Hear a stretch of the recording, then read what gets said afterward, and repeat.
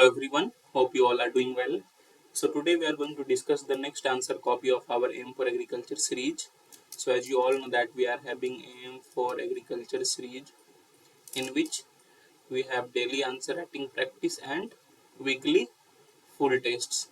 So today we are going to discuss the copy of weekly full test, that is full test number 13, and all these copies have been uploaded in Telegram group.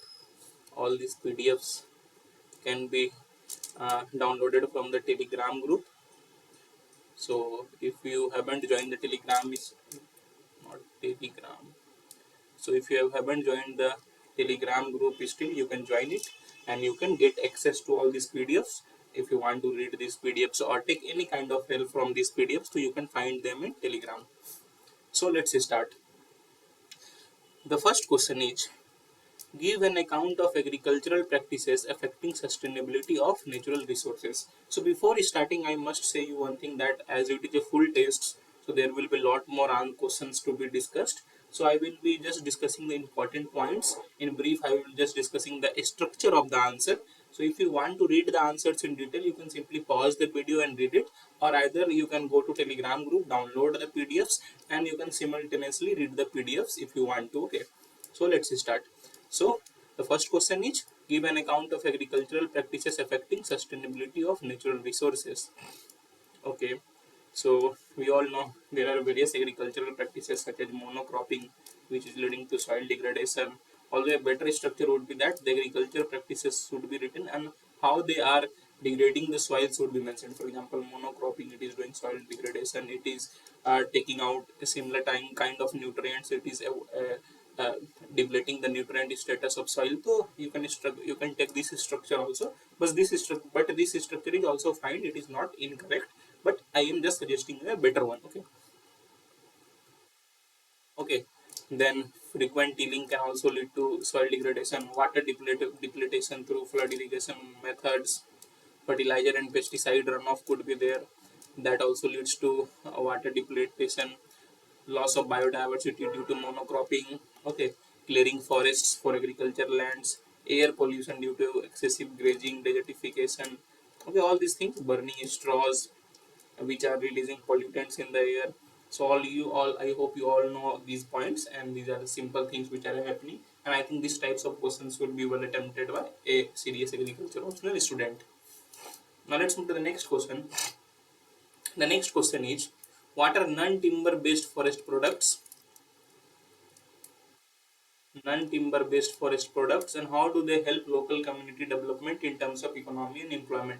So we all know actually forest have two kinds of products. One timber, that is the wood, and the non-timbers are such as leaves.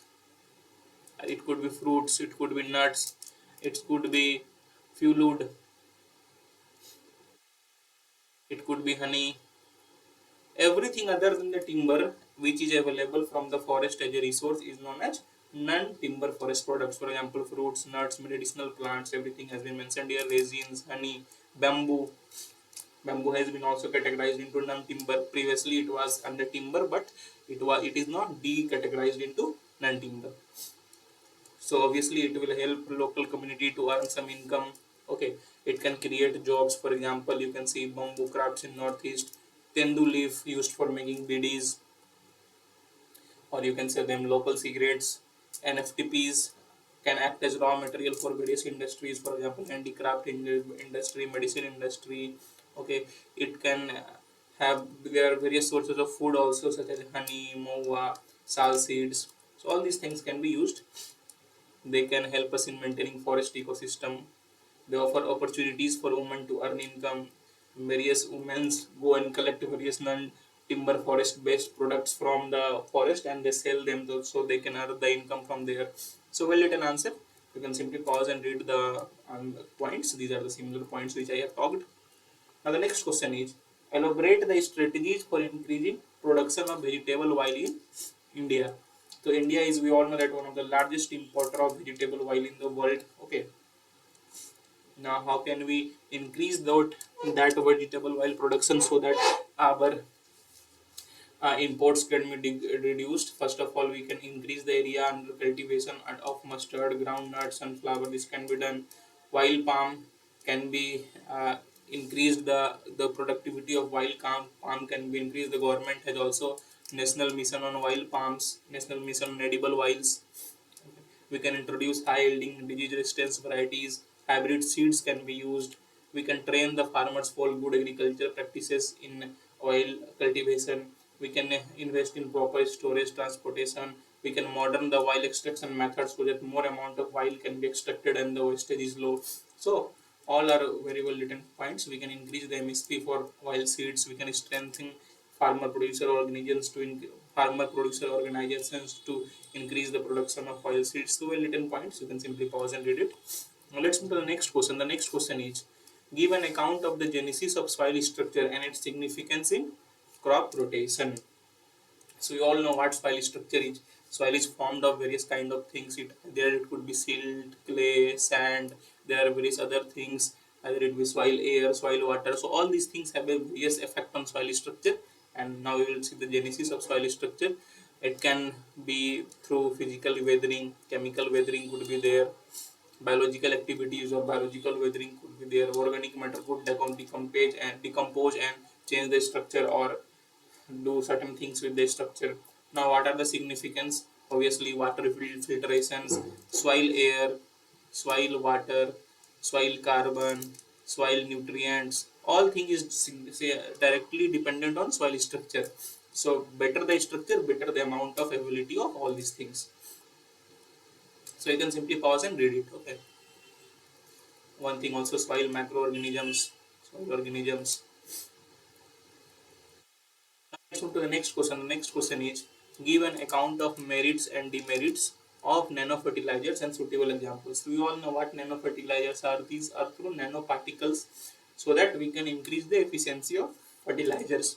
So obviously, first of all, they improve the absorption of nutrients. Okay, they offer slow and controlled nutrient release. They require less product for same or better results. They can deliver nutrients directly to the whole plant in need. Okay, there are certain demerits also. They could be sometimes be toxic. Okay, manufacturing nanofertilizers is expensive. We need various kind of technologies to manufacture it. Long-term environment effects are uncertain because these are coming into use in recent times. So what will be long-term effects are not certain. Regulations are inadequate. Their performance can vary on different field conditions with different environmental conditions. So all these things are the positive and negatives of nanofertilizer. Now the next question is, explain the various concepts of agroforestry. So agroforestry is one of the most important topics, I must say, because every year you can see a question from agroforestry. Either it could be directly from agroforestry or they could ask from economics how agroforestry is helping farmers to gain income, double their income, or what are the benefits of agroforestry, what are different kinds of agroforestry. Okay, so all these things have been asked various times and they are been asked several years. Okay, in every year you will see agroforestry, so that is why it is one of the most important topics. So here the concepts of agroforestry have been asked. There are various systems of agroforestry. You all know in agroforestry we are growing agriculture crops per plus forest trees in the same lands plus other ingredients such as livestock etc. are also included in it. Okay. So there are various systems of agroforestry such as agro-silvicultural system, that is agriculture and silvicultural trees, silvipastoral systems, we have agro-silvipastoral systems, we have LA cropping, we have agro-silvo-horti systems, agri-horti systems, home gardens are there, windbreaks are there, tongia systems are there. So these are various kinds of systems of agroforestry. Now we all know that it has various role in livelihood security. Obviously, first of all, it will provide multiple income option. It will integrate crops and trees to ensure year-round food availability. They will provide essential uh, essentials such as fuel and fodder. They enrich soil by adding nutrients because the leaves falling from the trees act as organic matter of the soil. They can be used as mulches also. The tree roots stabilizes soil, reducing erosion. So all these things are various important points. You can simply pause the videos and read it, and I think a good agriculture student would be easily writing these types of answer, the benefits of agroforestry. And I have discussed these type of questions in various times in static videos, in daily answer writing practice videos. I think you will be able to approach these questions nicely, and good amount of examples have been also mentioned. let's move to the next question. The next question is, give the specific features of organic farming and natural farming and briefly discuss the preparations and role of biodynamics and COP at peat in organic crop production. So first of all, specific features of organic farming have been mentioned, and you can, in introduction, you can write certain things about organic farming. That is, Sikkim has become the first fully organic state. We have the highest number of organic farmers in the world. So these are some of the facts which can be used in introduction. So we all know features of organic farming. First of all, it avoids synthetic fertilizers. There is use of compost, green manure. Okay, alternate and different crops are used. It encourages biodiversity. Uses natural predators instead of chemicals to control various pests. Certified organic farms follow strict guidelines for production. For example, NPOP, that is certified, that it certifies organic farms. Now, specific features of natural farming have been also mentioned, that it relies on zero budget. That is, whatever things are present in the field which is naturally available, which will that will be only used. That is, no external inputs are used. In organic farming, although there are external inputs are used, for example, certain kind of predators, certain kind of organic manure which can be brought externally. Okay, but in natural farming, no external or very low external things are being used. Okay, it avoids soil disturbance. Natural mulching is used. We all know that seed treatment for bija amrit, we have jiva amrit, we have mulching, we have soil, we focus on soil air, that soil aeration. So all these are things which is focused on natural farming.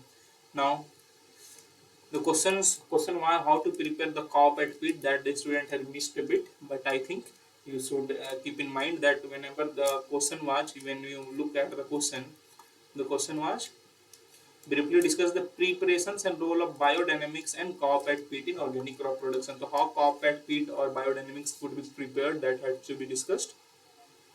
Okay, and I think that could be elaborated. The student has written into very brief, and it has half of the question is of it. That is, it will carry about 10 out of 20 marks. Okay, so you can simply read it, and there is scope of improvement. You can simply write the preparation strategies. So, okay. Let's move to the next question. The next question is, discuss the characteristics and reclamation of sodic soil. So we all know what sodic soil is. That is, excess amount of sodium ions are present. Its pH will be at 0.5 and above. Okay, it will lead to soil compaction. It will be problems of nutrient uptake in these soils. So these are the some of the problems of sodic soil. How can it be reclaimed? By replacing sodium with calcium by application of gypsum. So applying gypsum is the very good way. We can improve drainage. We can incorporate organic matter.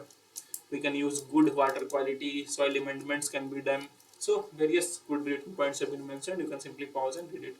Now let's move to the next question. The next question is, discuss the problems associated with marketing of agriculture products in India. So there are various problems. First of all, there is inefficient supply chains. The backward and forward linkages are not efficiently merged. Okay, we have not having proper infrastructure, either it be roads, either it be transport, either it would be cold storage, road, or you can say simply like transport here. So there is lack of infrastructure. We all know volatile prices, that prices rise and falls very quickly.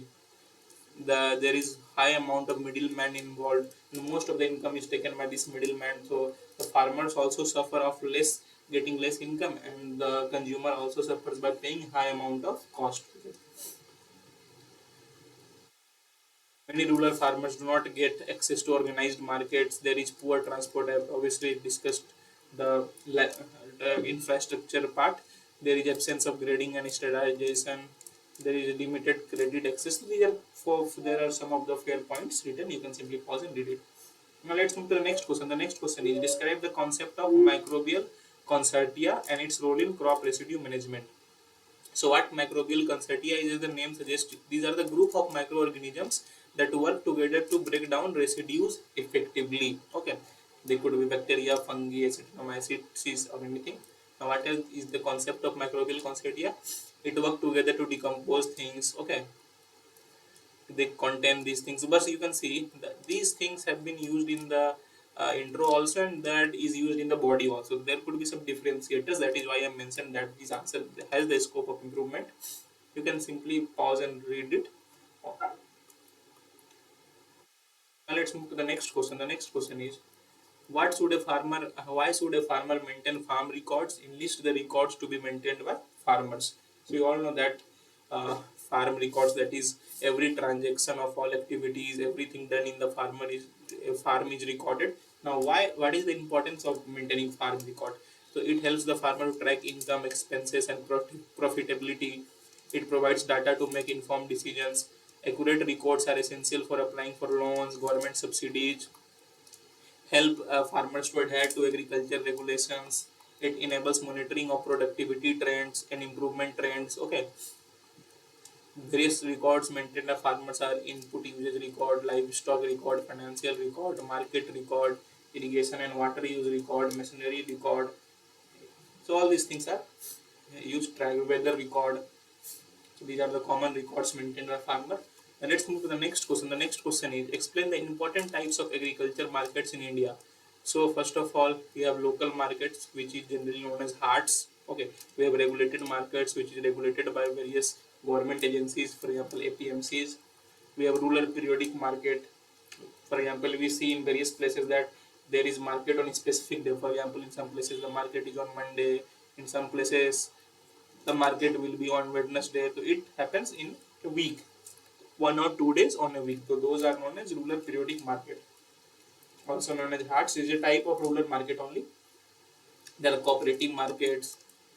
There are online markets. For example, now, which is now generating a huge amount of online content, online market.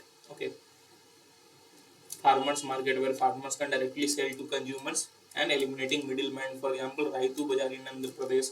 So good amount of examples have been also mentioned. There are contract farming markets. So privately owned markets are there. So well written answer. For example, Reliance Press, ITG, Stock, all these are all privately owned market.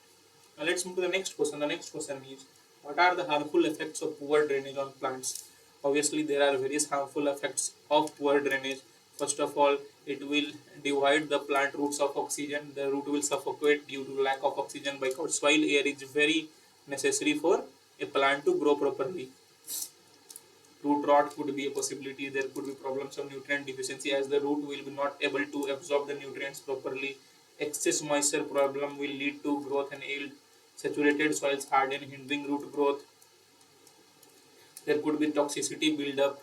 There could be disease proliferation, especially the disease which has more access in high moisture. For example, fungal disease can grow. Decaying can be done of, there could be decaying of seeds, and that impact can impact the germination.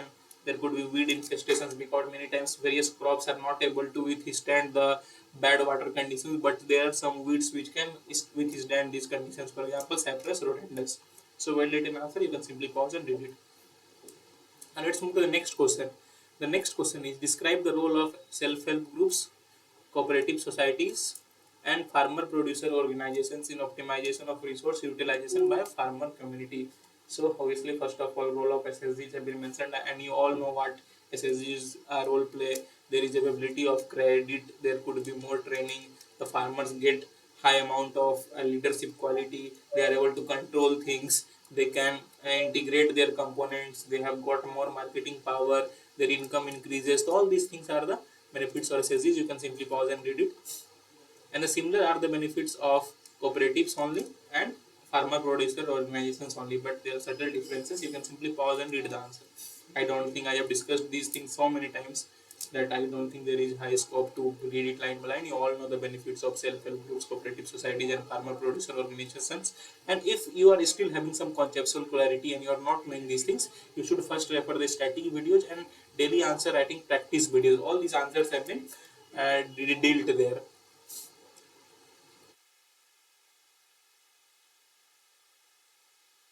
So you can simply pause and read it.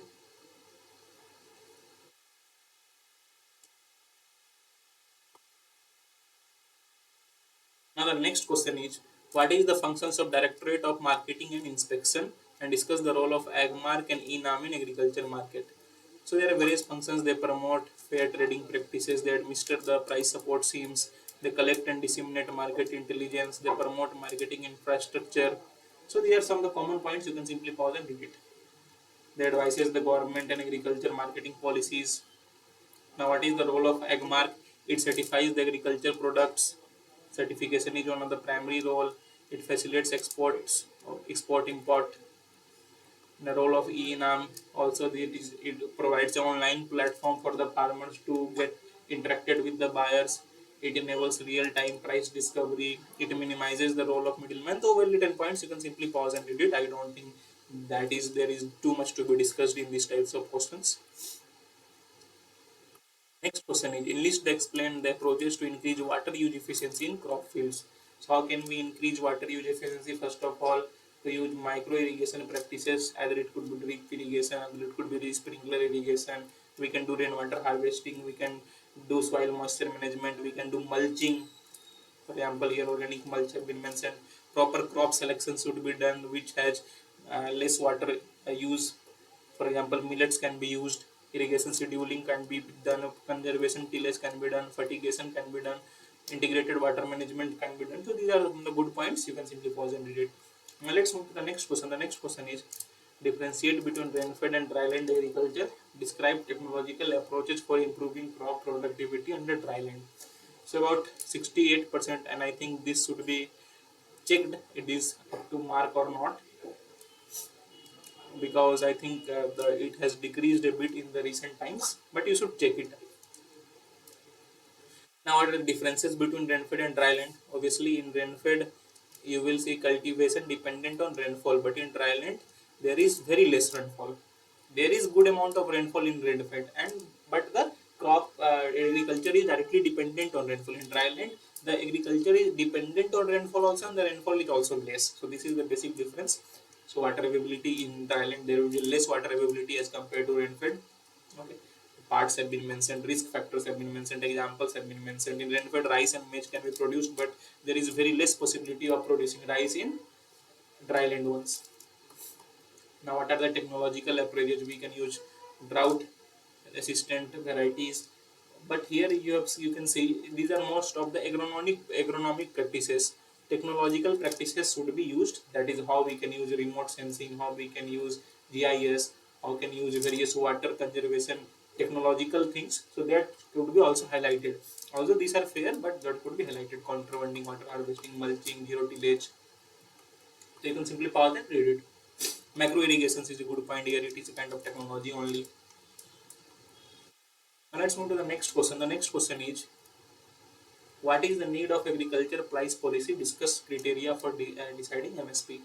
So obviously, why we need agriculture price policy? So that the farmers get certain amount of price for their produce and they do not get into losses. It reduces price volatility. It incentivizes the farmers. Okay, ensures supply of staples. Okay, prevents distress, prevents exploitation, promotes sustainable farming. So these are things. Now, criteria of deciding MSP. The student has written good points, but it has missed the important points also, such as we have to discuss here the A2 cost, that is the cost of inputs, FL cost, that is family labor cost, C2 cost could also be discussed, that is on expenditure in rents and other things. So this should be highlighted whenever you are writing about MSP. And these things have been well mentioned, that 50% above crop is required, market demand reflect. We can simply pause and read it, but those things have been mentioned. Those things should be added here. The next question is, you can simply pause and read it, and you can also get access to the PDF. So simply go to the Telegram channel and Telegram group, and you can download these PDFs. It will be more easier to read the answers from there. The next answer question is, describe the bottom-up approach adopted by technology assessment and requirement through institutional village linked program. So what are the bottom up approach? Obviously bottom up simply suggests that we have to go to the bottom first, then we have to go to the up. That is, bottom should be nicely conducted to up, which is the technology used by Niti Aayog. That is, first we will have to see the grassroots, and simply here we will see the bottom grassroots, that is local communities, the local farmers. So you can here combine indigenous practices, feedback mechanism could be adopted, collaboration can be done, capacity building can be done, awareness should be generated, pilot testings of things directly to the villages could be done, there should be empowerment of local communities. So these are well written points. You can simply pause and read it and get access to the PDF by Telegram group if you want it. So that is all for today. If you like it, please press the like button, please do share, and please do subscribe. It takes a lot of hard work to make such videos for you on regular basis. Regular basis पे ऐसे videos को बनाने के लिए काफ़ी hard work लगता है. And if you like, if you share, if you subscribe, it motivates us to make more such kind of videos for you regularly. So that is all for today. Have a nice day. Thank you.